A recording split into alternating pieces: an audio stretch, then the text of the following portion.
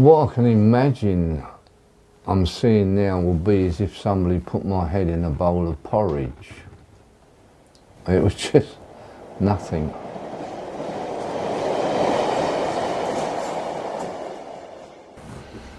I'm now 70 years of age, and I went blind when I was 60. I had a stroke behind the optic nerve. I went to bed one night with a massive headache. Woke up the next morning in terrible pain, so I was taken to Charing Cross. From there I was taken across to St George's, and the guy said, look, ever so sorry, he said, but you've gone blind in your right eye, he said. And they were worried about me losing sight in my other eye. So they said, we'll give you some laser treatment, but it didn't work. I used to come down in the morning and managed to see the end of the garden, and gradually the garden faded away, and then I couldn't see the doors. Finally I couldn't read the label on the coffee cup, and that's when I went up to Charing Cross, and he said, no, he said, I'm sorry, there's nothing else we can do. He said, you are what we call totally blind now. It was just a struggle for the first 2 or 3 years to come to terms with it. To a sighted person, if you drop a glass on the floor, it's nothing to you, because you just get the dustpan and brush out and sweep it up. To a blind person, at the time, it's a disaster.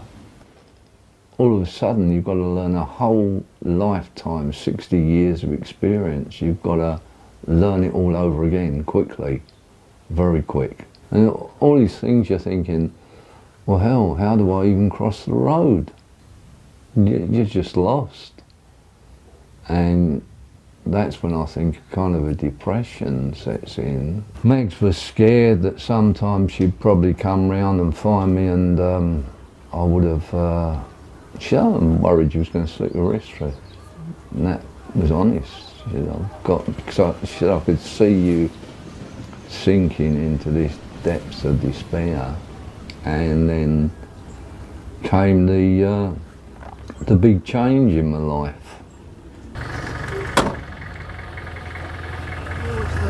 I'm going to have a look at the time. Do you want to smoke a cigarette, Sharon? That will be lovely. It's 1:45. That wasn't bad, was it then? Sorry? That was only 20 minutes. That's good. That's good. He'll need a fag. The phone was always ringing on various members of the team's desks at RNIB. It rang one day, I picked it up. It was Trevor. He really missed his telly, and he missed his films, and he'd heard that there was this piece of equipment that could fill in the gaps. So I told him what it was, and he happily went off and he bought one. Then he rang me back to say he'd got it. Right, okay, yeah, I've got one now, great.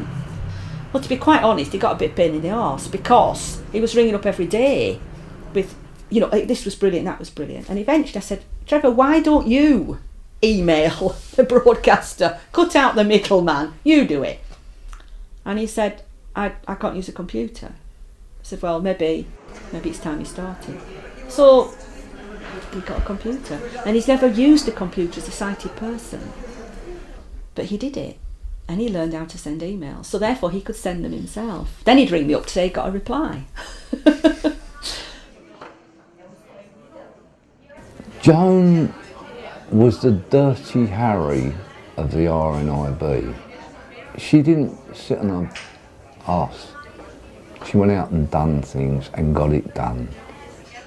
I organised this conference to bring together everybody who was doing audio description. And I said to Trev, would he just deliver a 2-minute speech about what it meant?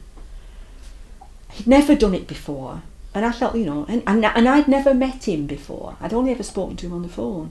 So he came in and plonked him down on the top table, and I went, this is Trevor. He stood up and just delivered this fantastic speech. And he just said, I just want to thank you. I want to thank every single one of you for what you've done for me. And he said, I remember one of his relatives had said to him, you know, there's always a light at the end of the tunnel, Trev. When he'd been really, really depressive, there's always a light at the end of the tunnel. And Trev said, there isn't, because I've just got total blackness. He said, but every one of you in this room has lit a candle for me. And it's opened up my world. And I just want to thank you. And of course we're all going, no, but it works. Hi there, you here for the touch tour? We are. Great, cool. I'm Becky, I'm one of the ushers. Hi. Hi.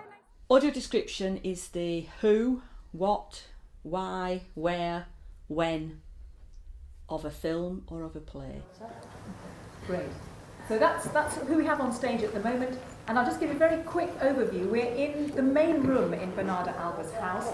It's a rather plain, austere room. Audio description for cinema, it's pre-recorded. Audio description for theatre has to, by definition, be delivered live. There's usually an introduction, which then you set off and you wind your way around the back of the backstage, through the dressing rooms, along corridors and up steps and onto the stage. Roll of... Go on. Without audio description, to a blind person, it's like those books you had as a child, just a book, and the picture was all dots. And you joined the dots up and the picture came. And that's audio description.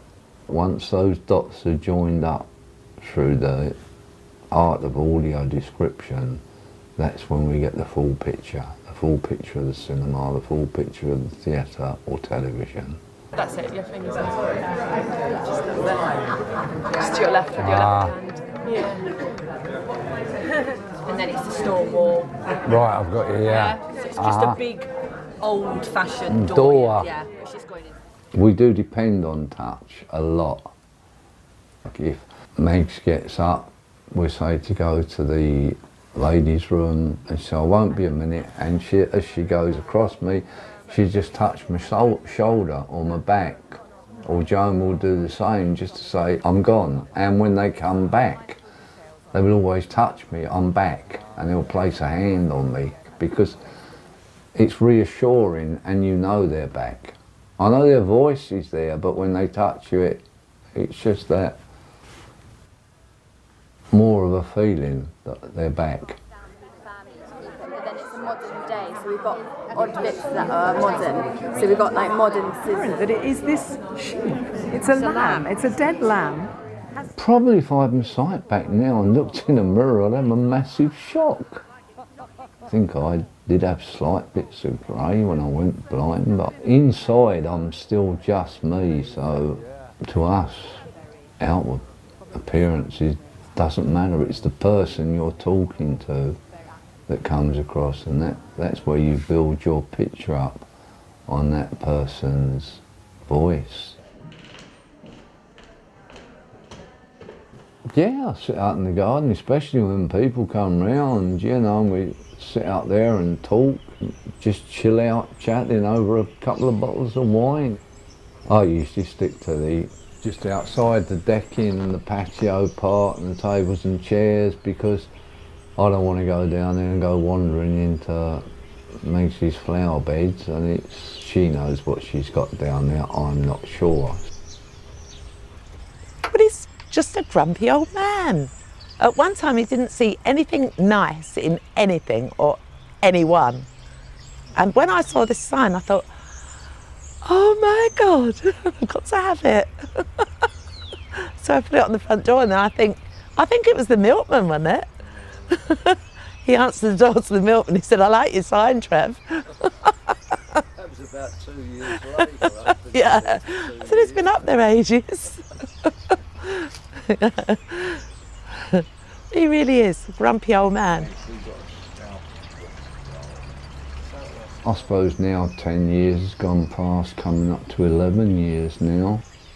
When I think back to what happened that first day, I'm lucky I got through it. I had Megs to guide me through it. Megs was the first pebble in the pond, phoned the RNIB, got through. Luckily I got through to Joan, and from that the ripples gradually spread out, and how can I put it? It started like a ripple on a pond and it's finished up like a tsunami. It's gone from being a tiny wave into a massive great roller coaster of a ride, and probably in a way I'm blind, but I've been lucky enough to experience that and come out safely on the other side. For that I'm grateful.